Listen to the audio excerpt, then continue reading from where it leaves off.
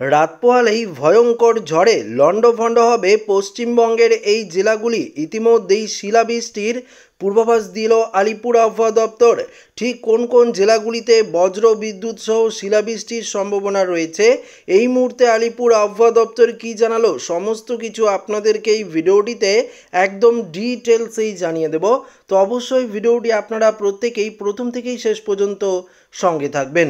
বৃহস্পতিবার থেকেই সব জেলাতেই ঝড় বৃষ্টি, তবে কোথাও কম কোথাও বেশি। পশ্চিমের কিছু জেলায় বিক্ষিপ্তভাবে শিলাবৃষ্টির সঙ্গে বজ্রপাতের আশঙ্কা থাকছে। ইতিমধ্যেই বঙ্গোপসাগরে তৈরি নিম্নচাপ সুস্পষ্ট নিম্নচাপে পরিণত হয়েছে বলে জানাচ্ছেন আবহাওয়াবিদরা। বর্তমানে এটি দক্ষিণ পশ্চিম বঙ্গোপসাগর ও পশ্চিম মধ্য ও বঙ্গোপসাগর এলাকায় অবস্থান করেছে।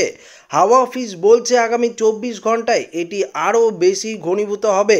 ধীরে ধীরে এটি উত্তর পূর্ব দিকে এগিয়ে যাবে। হাওয়া অফিস আরও জানিয়েছে, বুধবার রাজ্যের প্রায় সব জেলাতেই বজ্র বিদ্যুৎ সহ হালকা মাঝারি বৃষ্টিপাতের অ্যালার্ট রয়েছে।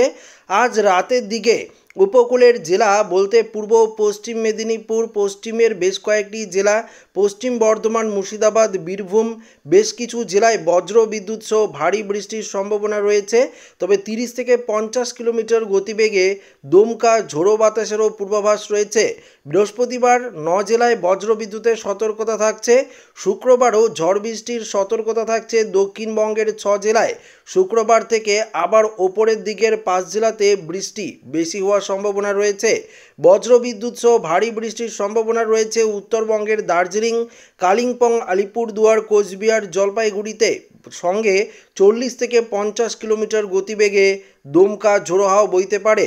অন্যদিকে এদিকে সকালে কলকাতায় সর্বনিম্ন তাপমাত্রা ছিল 25 ডিগ্রি সেলসিয়াস এবং মঙ্গলবার দিনের সর্বোচ্চ তাপমাত্রা ছিল 34 ডিগ্রি সেলসিয়াসের আশেপাশে। পাশাপাশি এবার তাপমাত্রা কিছুটা কমবে, এমনটাই পূর্বাভাস জানিয়েছে আবহাওয়া দপ্তর।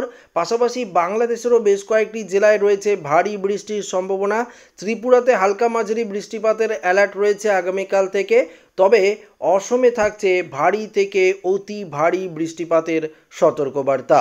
অন্যদিকে বঙ্গোপসাগরে যে নিম্নচাপটি ঘনীভূত হয়েছে সেটি আরও শক্তিশালী রূপ নিয়ে ক্রমশ উত্তর দিকেই এগিয়ে চলছে।